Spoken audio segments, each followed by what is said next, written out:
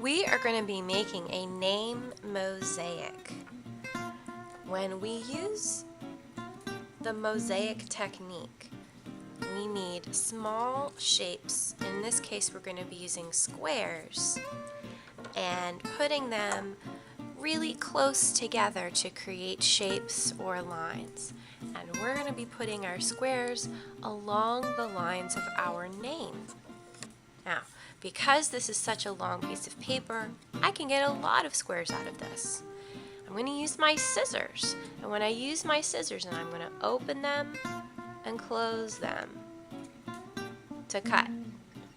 Notice my thumb is in the smaller hole and the rest of my fingers are in the bigger hole, so I can open my hand and close my hand. When I go to cut a square, I need to look at the shape my scissors make. I'm not squeezing it shut yet. I'm keeping it open and I'm measuring.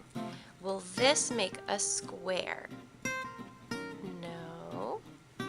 Will this make a square? No. Will this make a square? Yes. So once I see a square, I'll cut. Try and get it as close to a square shape as possible. And I can start lining them up. And I'll find another one.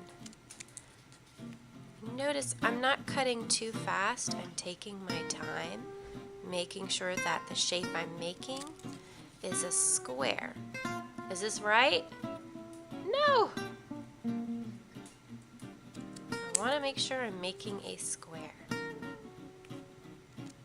Now I'm going to cut about 6, and then I'm going to take a break. Now I have 6 squares. When I line them up, I want them to be really close together, but they don't have to be touching.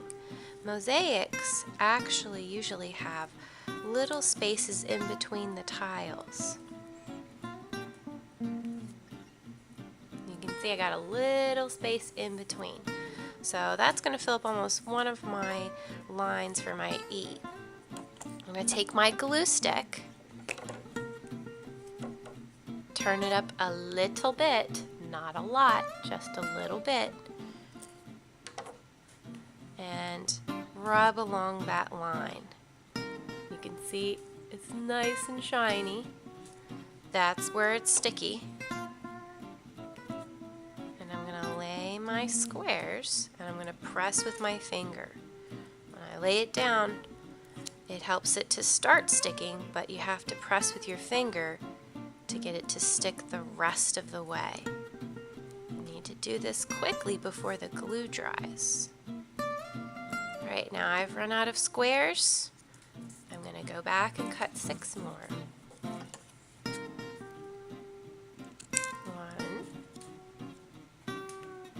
2,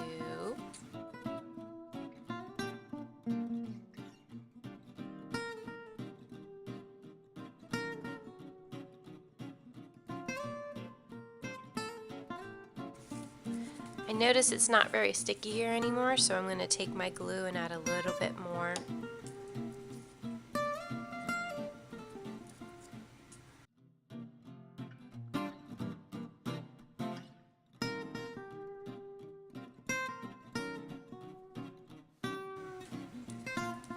Okay, I've run out of strips, so I need to go back to my basket and find some more. If I want to stick with yellow for my E, I'll need to find another yellow strip.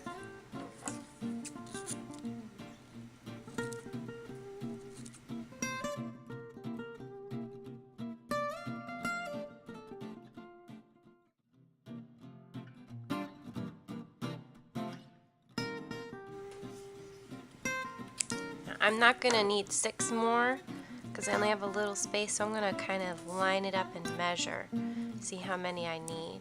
Maybe 1 more. And I'm going to put the rest of my strip back in the basket.